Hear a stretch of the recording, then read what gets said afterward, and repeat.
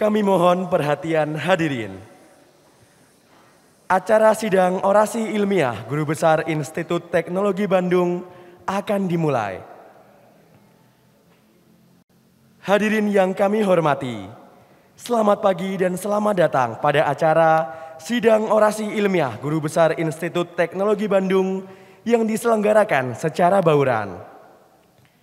Pada hari ini, Sabtu, 18 Maret 2023, kita akan bersama-sama mengikuti orasi ilmiah bersama 3 orang guru besar, yaitu 1.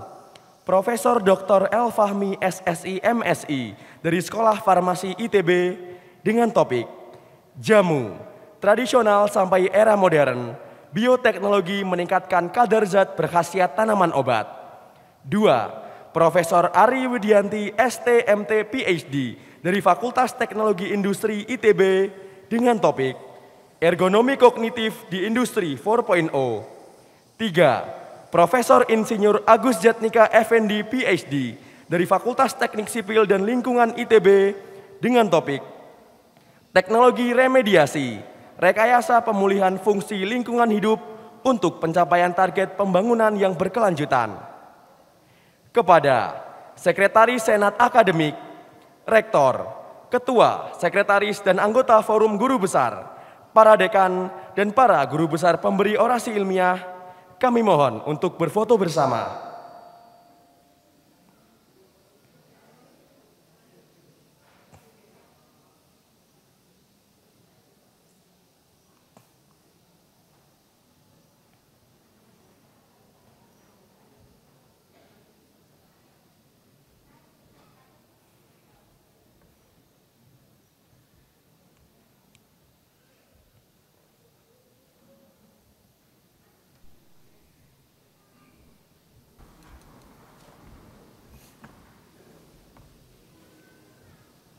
Lagu Kebangsaan Indonesia Raya dinyanyikan oleh seluruh hadirin.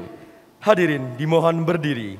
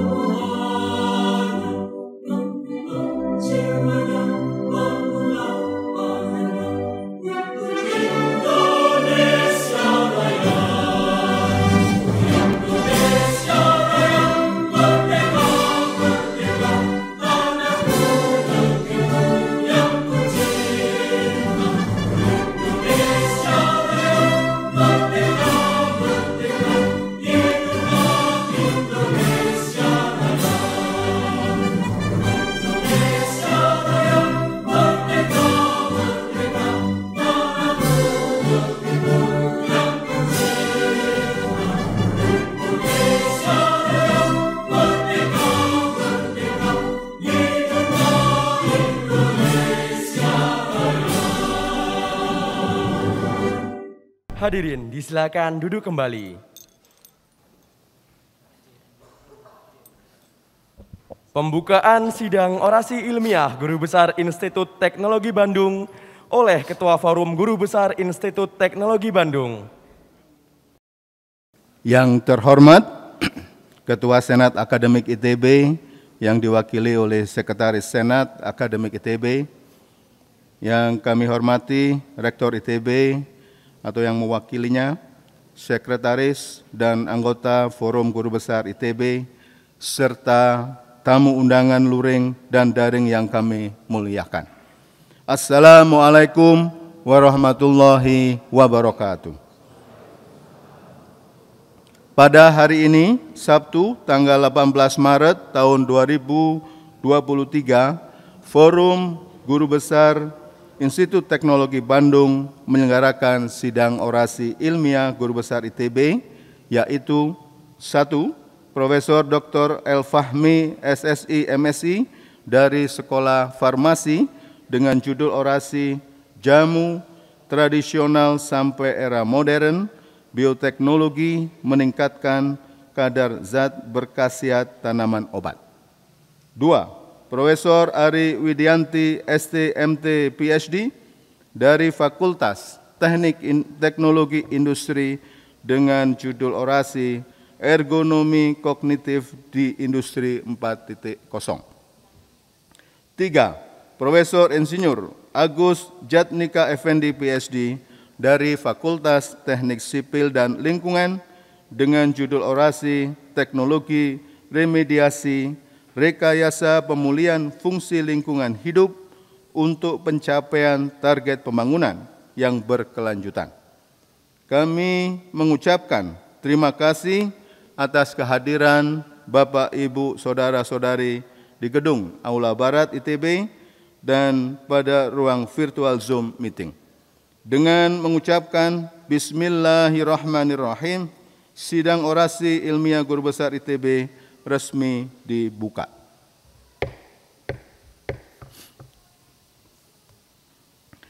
Selanjutnya kami persilakan Ketua KK Biologi Farmasi Sekolah Farmasi Profesor Dr. Irda Fidriani, MSI, untuk membacakan riwayat hidup Profesor Dr. El Fahmi, SSI, MSI. Assalamualaikum warahmatullahi wabarakatuh. Saya bacakan kurikulum vitae Profesor El Fahmi. Nama El Fahmi, tempat dan tanggal lahir Ampang Pulai 25 April 1969, kelompok keilmuan biologi farmasi, Fakultas Sekolah Farmasi, Guru Besar terhitung mulai tanggal 1 April 2022. Nama istri Yulia Helmi SEAK QGIA. Nama anak 1. Fatia Mufida STMT, 2. Nurul Rahimah, 3. Ahmad Muzaki Imanullah, 4. Yusriyah Kurata Aini, 5. Nadira Ani Amanillah. Riwayat pendidikan 2006, Doktor Pharmaceutical Biology dari Universitas Groningen. 1997, Magister Farmasi ITB. 1995, Apoteker Universitas Andalas Padang. 1993, Sarjana Farmasi Universitas Andalas Padang. Riwayat kerja 1997 sampai 2001, Apoteker Rosi Farma Majalengka. 1997 sampai sekarang staf pengajar SFITB. 2010 sampai 2011 Kasubdit Pelatihan PMO ITB. 2011 sampai 2015 Kaprodi S2 S3 SFITB. 2015 sampai 2020 Kepala Pusat Penelitian Biosains dan Bioteknologi ITB. 2020 sampai sekarang Kepala PUI Nutraceutical PPBB ITB. 2020 sampai sekarang Wakil Dekan Bidang Akademik SFITB. 2022 sampai sekarang Wakil Ketua PIU STP ITB.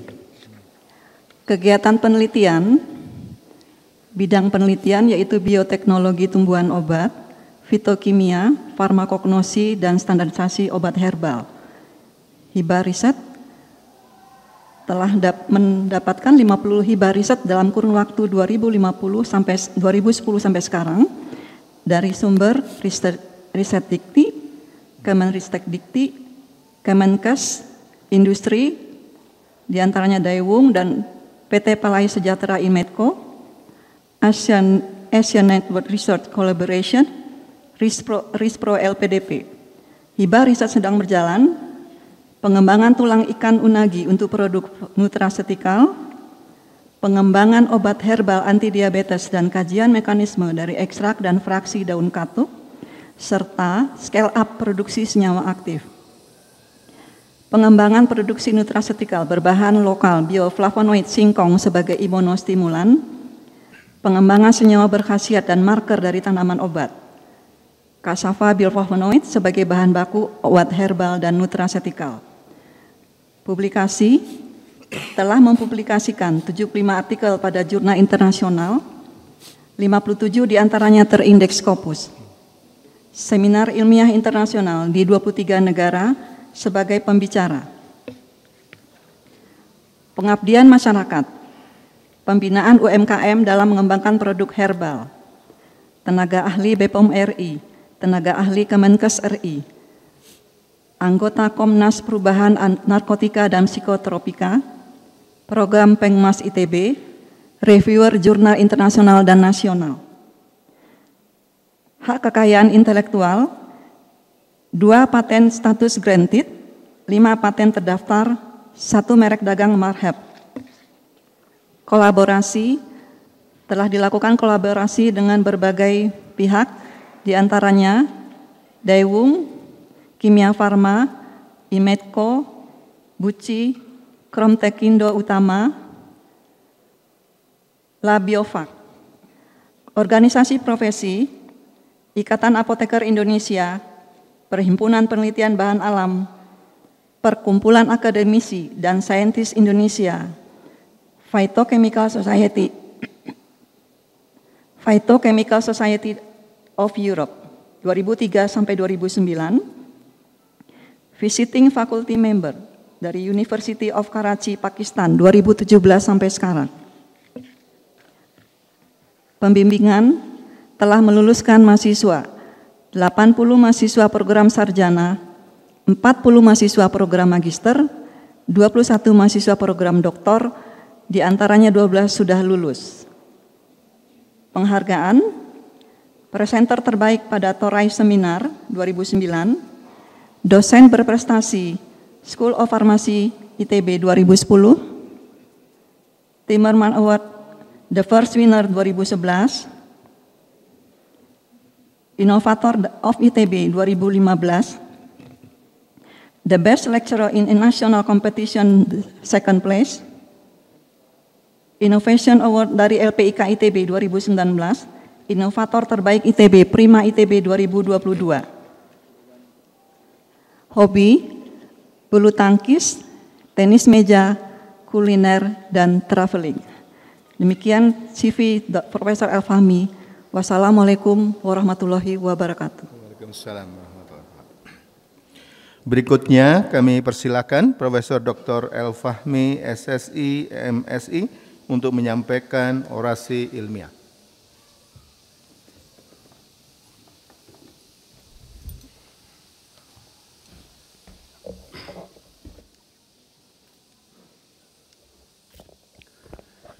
Bismillahirrahmanirrahim. Assalamualaikum warahmatullahi wabarakatuh. Yang terhormat Ketua, Sekretaris, dan anggota Forum Guru Besar ITB. Yang terhormat Ketua, Sekretaris, dan anggota MWA ITB. Yang terhormat Sekretaris, Ketua, dan Sekretaris, dan anggota Senat Akademik ITB, pimpinan ITB, Bapak Ibu undangan yang dirahmati Allah Subhanahu wa Ta'ala. Merupakan sebuah kebahagiaan bagi saya hadir di depan ini pada saat ini Bapak Ibu, di hadapan Bapak Ibu yang mulia dalam rangka mempresentasikan orasi ilmiah pengukuhan guru besar saya dalam bidang bioteknologi tumbuhan obat di Institut Teknologi Bandung. Saya berikan judul orasi ilmiah ini dengan jamu pengembangan tradisional sampai era modern, bioteknologi meningkatkan kadar zat berkhasiat dari tanaman obat.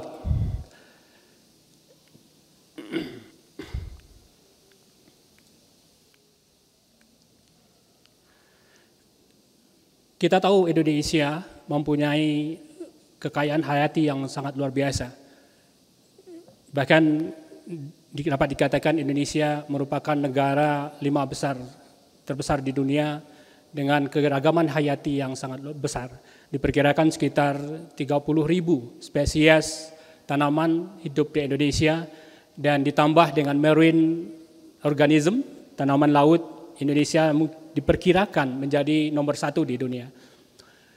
pada saat ini diperkirakan sekitar 25% obat yang beredar adalah berasal dari tanaman, baik berupa murni diisolasi dari tanaman maupun yang derivasi yang diturunkan dari tanaman, dan kita mempunyai sistem pengobatan yang sangat terkenal, yang sangat populer, yang telah dipraktekkan oleh orang Indonesia sampai ratusan tahun yang lalu, sejak ratusan tahun yang lalu, yaitu jamu.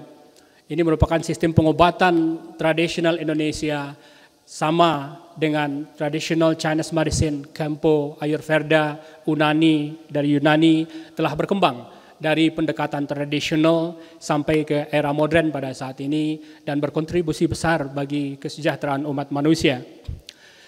Kalau kita kembali melihat sejarah perkembangan obat, ketika manusia pada awal sejarah, ketika mendapat permasalahan kesehatan, mereka mencari sesuatu keluar rumah, maka ditemukanlah berbagai jenis natural product, bahan alam, lalu dikonsumsi. Akhirnya kemudian bahan alam yang dikonsumsi itu bisa memperbaiki kondisi kesehatan mereka. Inilah awal obat ditemukan. Di mana pada saat-saat awal obat pengobatan itu juga diwarnai dengan supernatural, dengan magical treatment. Tapi kemudian juga pengobat tradisional pada saat itu menggunakan tanaman, binatang, mineral yang ada di alam.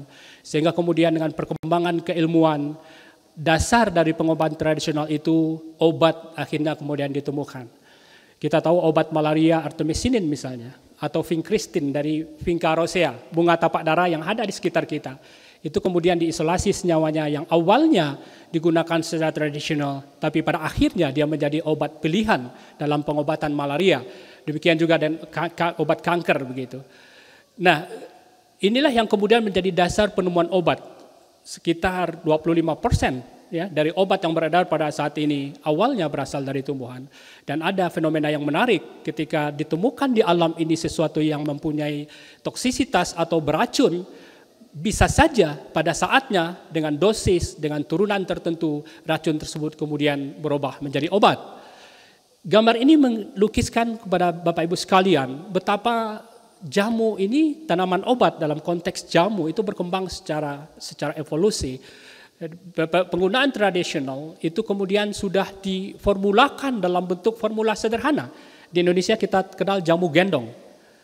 Walaupun kemudian penjualannya sekarang tidak digendong, tapi masih tetap namanya jamu gendong. Dijual dengan sepeda, dengan motor, bahkan kemudian dengan tempat yang sudah sangat modern. Dan terus berkembang, sehingga kemudian jamu yang semula diolah menjadi dekok cairan itu jadi kapsul. Kapsul lalu kemudian berkembang terus menjadi produk obat herbal yang diproduksi oleh industri-industri besar. Sehingga merupakan salah satu komoditi yang paling menarik, yang dengan nilai ekonomi yang tinggi dan berkontribusi dalam pengobatan pada saat ini menjadi salah satu community global new drug development. Kalau kita lihat perkembangan atau penggunaan obat herbal pada saat ini bisa dirumuskan dalam beberapa hal. Yang pertama adalah Indonesia mempunyai ribuan etnik, di mana setiap etnik mempunyai karakter pengobatan sendiri, mempunyai ramuan sendiri. Sehingga kemudian dengan studi yang kita sebut dengan etnofarmakognosi, bagaimana kemudian masyarakat menggunakan secara tradisional, itu dijadikan dasar untuk pengembangannya. Tidak sedikit Bapak Ibu sekalian, saya berteman dengan dukun, mendapat informasi dari dukun, lalu kemudian kita teliti, kita cari informasinya, surprisingly, sangat menarik, apa yang diklaim oleh dukun itu kemudian terbukti secara ilmiah, bahkan melebihi dari obat yang kita pernah melakukan penelitian, melebihi dari obat konvensional. Nah, pada saat ini, tanaman obat di Indonesia dikembangkan pertama tetap dengan menggunakan traditional approach, pendekatan tradisional, yaitu jamu dengan jamu gendongnya, kemudian penggunaan oleh pengobat tradisional, dukun. Ya, dukun ini kita mendapatkan inspirasi yang bagus, ya, sehingga kita sering bertemu dengan dukun mendapatkan ramuan-ramuan tradisional yang itu kita jadikan dasar pengembangan obat. Lalu ada saintifikasi jamu, itu pendekatan pertama. Pendekatan kedua pada saat ini, jamu itu berkembang menjadi produk komersial yang harus terdaftar di Badan POM. Jadi kalau Bapak Ibu menemukan obat herbal yang ada yang terdaftar, itu dikategorikan menjadi 3. Pertama, kategori awal jamu namanya, yang klaim khasiatnya itu berdasarkan pendekatan tradisional, empiris. Dan kemudian level berikutnya adalah obat herbal terstandar. Ini klaim khasiatnya itu sudah dibuktikan dengan uji preklinis namanya, dengan menggunakan hewan model. Dan selanjutnya yang paling bagus dan ini relevan, ini sejajar dengan obat konvensional, obat modern, yaitu yang kita kenal dengan fitofarmaka. Di mana kemudian klaim khasiatnya ini sudah dibuktikan menggunakan uji klinis, yang nanti saya akan jelaskan sedikit lebih detail Bapak Ibu sekalian. Dan pendekatan berikutnya adalah apa yang kita sebut dengan obat konvensional dari bahan alam, yaitu plant derived drugs. Kalau obat herbal tadi bentuknya adalah ekstrak dan fraksi yang masih mengandung beberapa senyawa, tapi kemudian plant derived drug itu diisolasi menjadi senyawa murni, ya seperti vincristin dan artemisinin dari malaria tadi, itu kemudian diisolasi. Sayangnya Bapak Ibu, pada saat ini belum ada obat yang di-derive dari Indonesia yang kemudian dijadikan obat konvensional. Mudah-mudahan pada saatnya Indonesia bisa punya.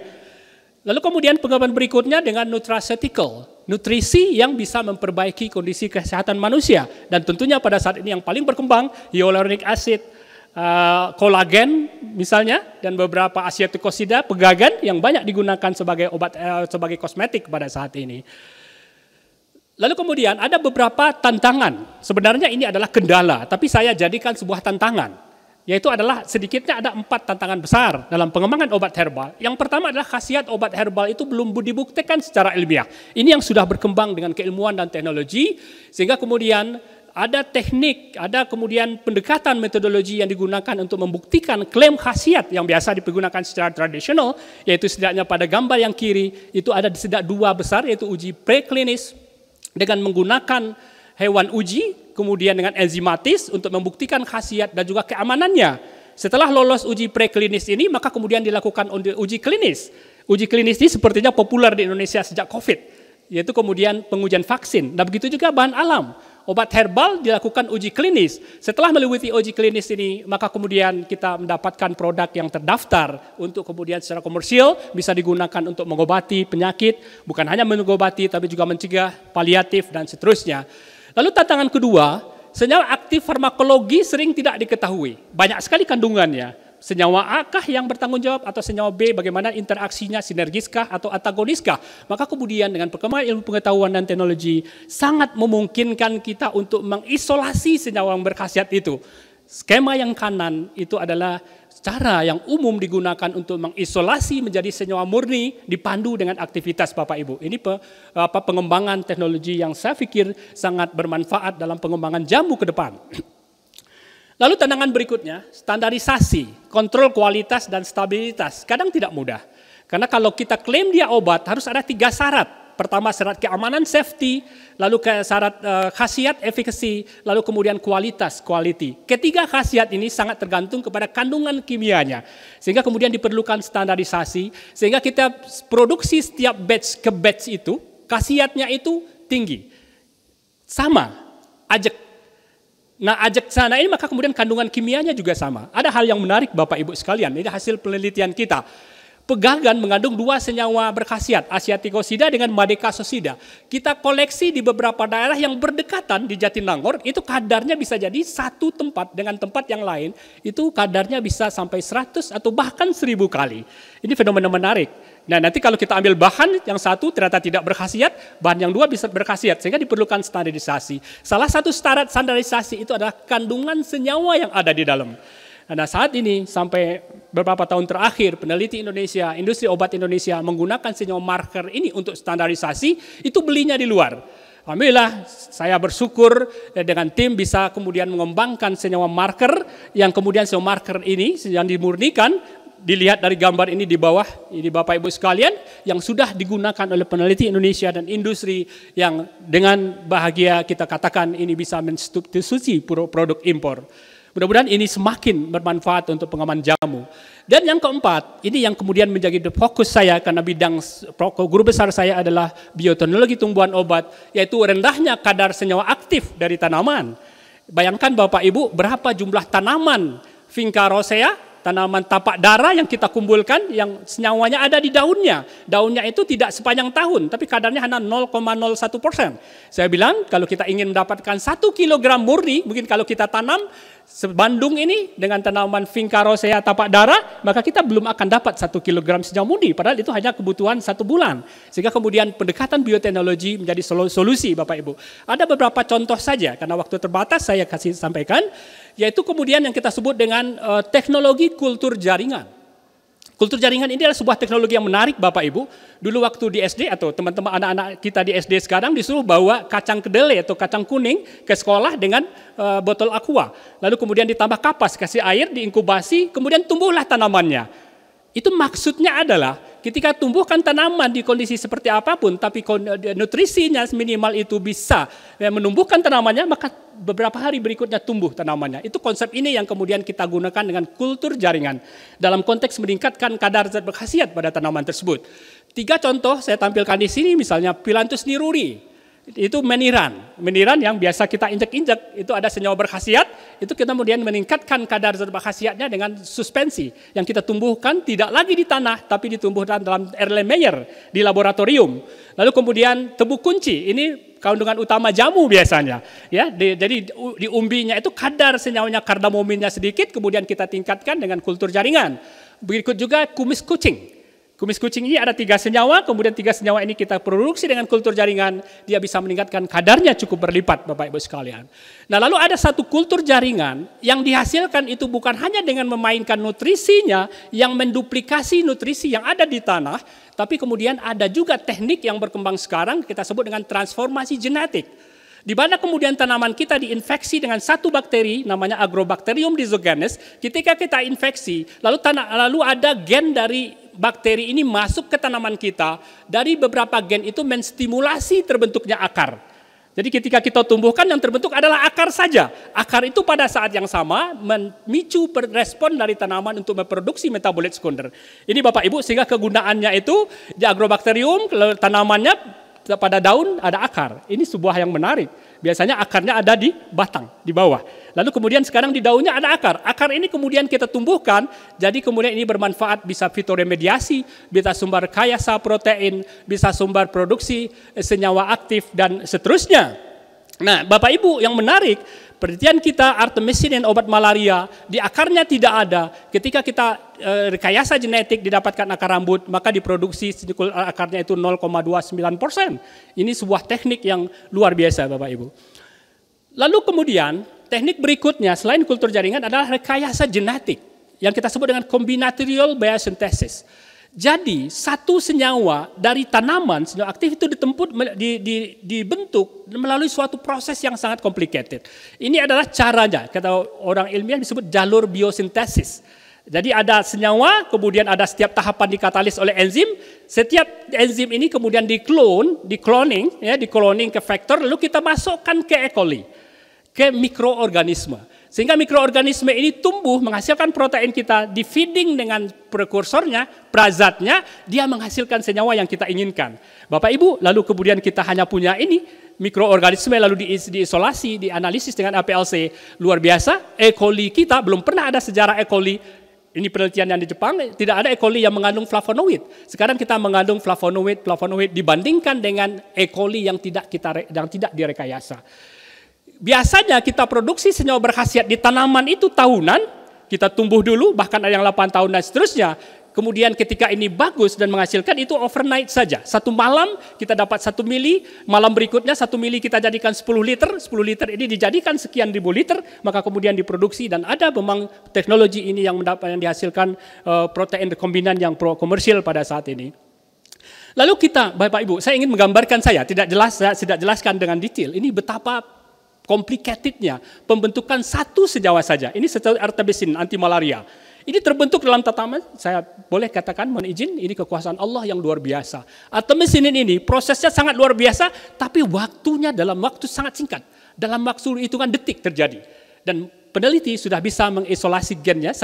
Kita ambil 5 gen kuncinya. Saya ini di bawah, ini kemudian prekursornya, lalu artemisinina di sini. Lalu gen-gen tersebut kita cloning. Kita transformasikan ke tanamannya, lalu kita transformasikan ke beberapa mikroorganisme dalam konteks tadi, maka kita harapkan nanti rekombinan mikroorganisme itu bisa memproduksi senyawa kita.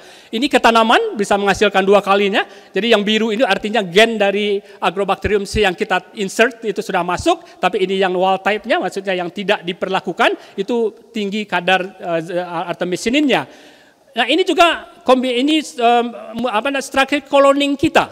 Cloning kita kalau yang kiri adalah pada tanaman, yang kanan adalah pada yeast, pada ragi, Saccharomyces cerevisiae.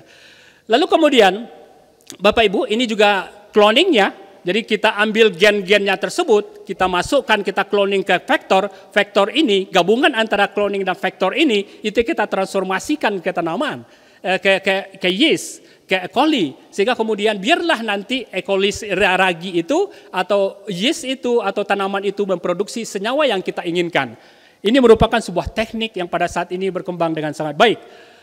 Lalu kemudian ini dengan E. coli. E. coli biasanya penyebab diare Bapak Ibu, tapi kita tiap hari bekerja dengan E. coli. Tapi E. coli yang kita pakai yang sudah direkombinan dia sudah tidak patogen lagi, tidak menyebabkan penyakit lagi. Itu yang kita jadikan, kita utak-atik, kita rekayasa untuk digunakan sebagai host, sebagai factory untuk produksi senyawa yang kita inginkan. Karena pertumbuhannya sangat cepat. Kalau tanaman tumbuhannya adalah tahunan, kalau E. coli itu tumbuhannya dalam hitungan hari. Sehingga kemudian kita bisa scale up dengan jumlah yang besar. Ini penelitian kita transformasi gen-gen, 7 gen sekaligus, 7 gen dari biosintesis tadi yang jam kunci untuk Artemisia annua tadi. Sehingga kemudian kita transformasi ke E. coli, gen itu kita cek apakah protein kita ada di sana dan dikonfirmasi bahwasanya enzim kita sekarang di E. coli itu sudah diproduksi dalam jumlah yang cukup besar. Bapak Ibu sekalian, produksi metabolit sekunder dengan teknik ini terus berlanjut penelitiannya dalam rangka menghasilkan yeast ragi rekombinan yang mengandung kadar artemisinin dan atau turunnya terus dilakukan oleh peneliti di berbagai dunia.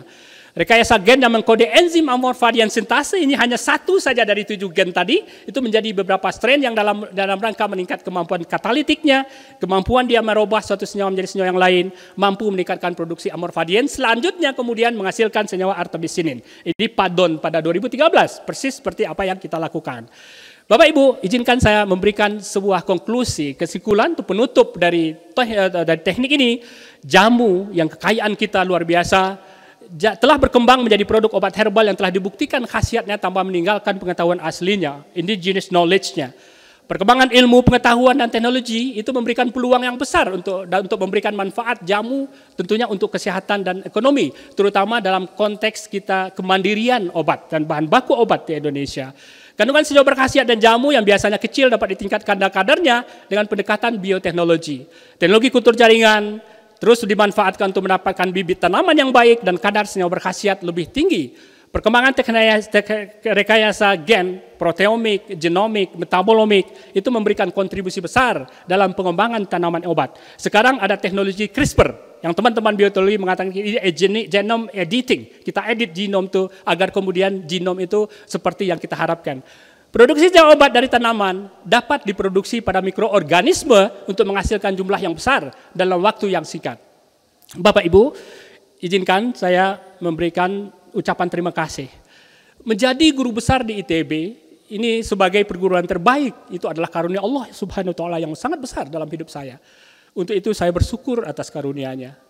Tentu dalam pencapaian gelar guru besar ini, banyak orang yang sudah membantu. Untuk itu dengan ketulusan hati yang sangat, dengan hati yang dalam, saya ingin mengucapkan terima kasih yang dalam kepada Ketua, Sekretaris, dan anggota Forum FGB ITB, Ketua, Sekretaris, dan anggota MWA ITB, Ketua, Sekretaris, anggota SA ITB, Ibu Rektor, para pimpinan Rektor, dan jajaran pimpinan ITB, Dekan dan Wakil Dekan, dan para Kaprodi di lingkungan Sekolah Farmasi ITB, Profesor Ikutut Adnyana, Ibu Dr. Lia Amalia hadir di sini, Muhammad Insanu, Rahmat Mauludin, Neng Fesri, dan tentunya secara khusus saya mengucapkan terima kasih kepada almarhum Profesor Kosasi Padmawinata, Profesor Iwang Sudiro, suami istri, panutan saya, Ibu Sutarno, Pak Sudiro, almarhum dua-duanya, beliau peneliti handal yang hebat sekali. Kemudian tentunya yang hadir di sini, Prof. Asep, Ibu Asep hadir di sini. Beliau tidak bisa hadir pada hari ini tentunya karena sudah dipanggil Allah pada Agustus yang lalu. Dan tentunya Pak Prof. Komar Ruslan yang hadir pada saat ini selaku guru pembimbing yang telah membimbing, membantu dan menjadi promotor untuk menjadi dosen di Farmasi ITB.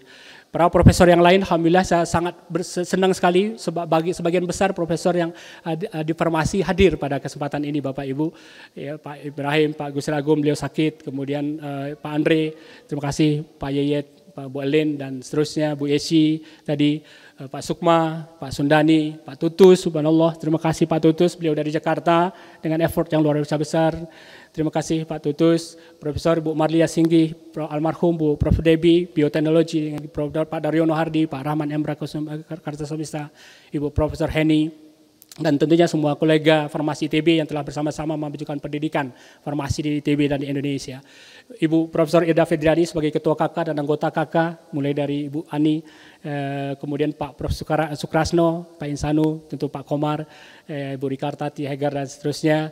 Lalu kemudian pembimbing promotor S3 saya, Profesor Wim Kwaks yang sudah pensiun beberapa bulan yang lalu, Profesor Ada Asep Guna Suganda, Desi Natalia, Profesor Desi saja memberikan rekomendasi, guru besar saya, para dosen yang tidak bisa disebutkan satu-satu karena waktunya terbatas. Terima kasih sekali lagi para tendik yang telah sangat membantu, tim Markhep yang sekarang diwakili oleh CEO-nya, Dr. Agus Cahyadi, para mahasiswa S3, S2, dan S1 yang bekerjasama dalam lingkungan ini. Kebetulan ada 2 mahasiswa S3 saya yang baru saja lulus, tadi langsung kemudian diangkat jadi dekan di institusi masing-masing.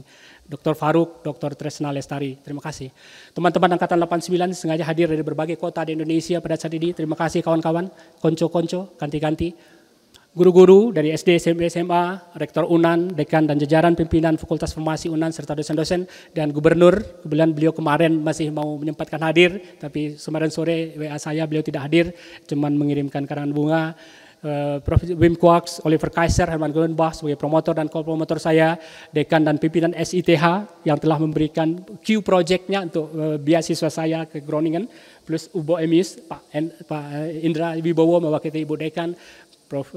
Taufikur Rahman juga ada, Pak Dr. Taufikur Rahman, Ketua PP Biosains dan Biotehnologi, PPBB, pengurus PUI Nutraceutical, keluarga besar Caniago, alhamdulillah hadir banyak sekali, tapi tidak bisa masuk semua, terima kasih, mohon maaf, Uda-Uda, Uni-Uni, Kemenakan, dan tentunya yang istimewa Bapak Ibu, Ayahanda dan Ibunda tercinta, M. Yaman, Muhammad Yaman, almarhum, dan Ibu Emma, yang tentunya beliau hari ini sangat berbahagia sekali mengantarkan salah satu anaknya menjadi guru besar di perguruan tinggi terbaik di Indonesia. Mohon maaf. Yang telah memberikan segalanya untuk Ananda sampai mencapai GB ini. Terima kasih Ayah Ibu. Ayah mertua Pak Arman. Pak Arman, Ibu ada di sini mewakili menjadi pelipur lara insyaallah.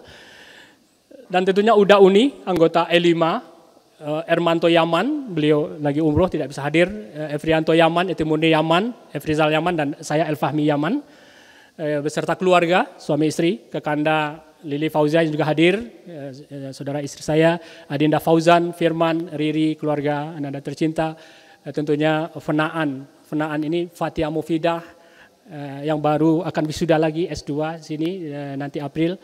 Kemudian Nurul Rahimah, Ahmad Muzaki Imanillah, Yusriyah Kurota Aini, Nadira Naemeliah yang selalu menjadi inspirasi. Semoga Ananda tumbuh jadi anak-anak yang cerdas dan soleha. Dan tentunya terima kasih banyak pada istri cantik tercinta, Yulia Helmi, atas kebersamaan, pendampingan, dukungan, dan cinta yang diberikan dalam berbagai kondisi yang selalu memberikan warna indah dalam setiap hari-hari yang dia lalui. Terima kasih sayang. Rasanya saya baru kali ini romantis begitu di depan umum tentunya. Terima kasih Bapak Ibu, mohon maaf kalau ada yang kurang. Terakhir izinkan saya membacakan kode kehormatan Guru Besar ITB. Dalam mengemban amanah Guru Besar Institut Teknologi Bandung, saya akan menjaga kehormatan Guru Besar dengan selalu meningkatkan kompetensi keilmuan, membangun lingkungan masyarakat keilmuan saya, serta memberikan keteladanan dan manfaat atas keberadaan saya. Untuk itu, saya akan selalu memegang teguh janji dan ucapan saya, mempertahankan integritas dengan menjaga kejujuran, kepercayaan, kebijaksanaan, keadilan, saling menghormati, bertanggung jawab dan menjaga nilai-nilai ITB dan masyarakat. Semoga Allah Subhanahu wa taala, Tuhan yang Maha Esa, selalu memberi petunjuk dan lindungan kepada saya. Bandung 18 Maret 2023, Profesor El-Fahmi. Mohon maaf Bapak Ibu kalau ada yang terlewat, saya mengucapkan terima kasih karena banyak sekali yang berkontribusi dalam kehidupan saya. Demikian saja. Assalamualaikum warahmatullahi wabarakatuh.